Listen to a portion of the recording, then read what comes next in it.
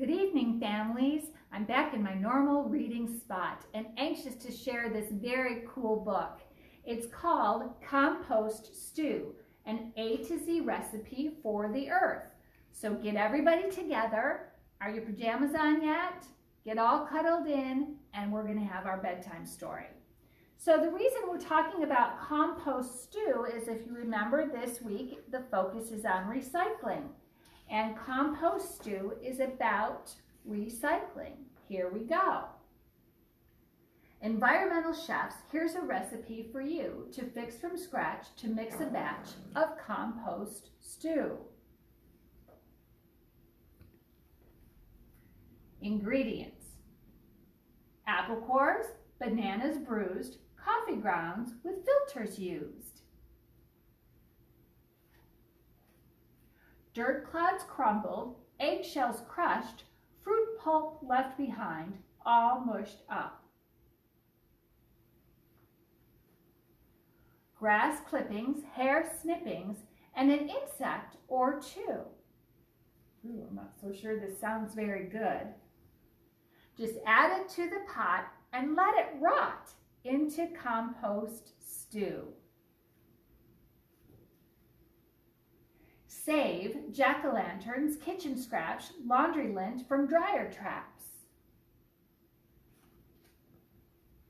Mulch removed from garden beds, nutshells, oatmeal, paper shreds. Quarry dust, rye bread crust, and seaweed strands a few. Just add to the pot and let it rot into compost stew. Is this making you hungry? I don't think so. Take tea bags plucked from long hot swimmings, underbrush prunings, vegetable trimmings, wiggly worms with compost cravings, Christmas tree needles, yellow pine shavings.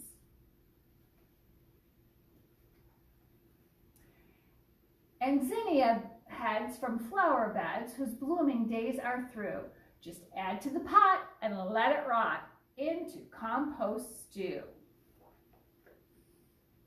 Moisten, toss lightly, cover, and let it brew.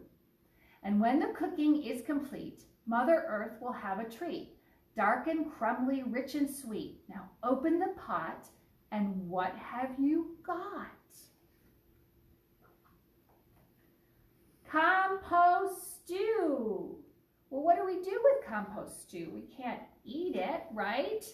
Well, what we do with compost stew is we then spread it all over our garden beds, and all the nutrients from everything we just added makes our soil stronger and better, so that our vegetables and fruits can grow and our flowers can grow even nicer.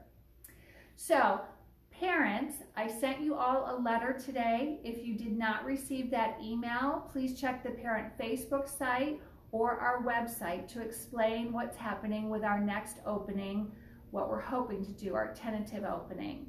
Also, it explains that I'm going to be speaking with you next week to see who's staying, who's not staying, who's coming for summer, who's coming for fall, all those kinds of things.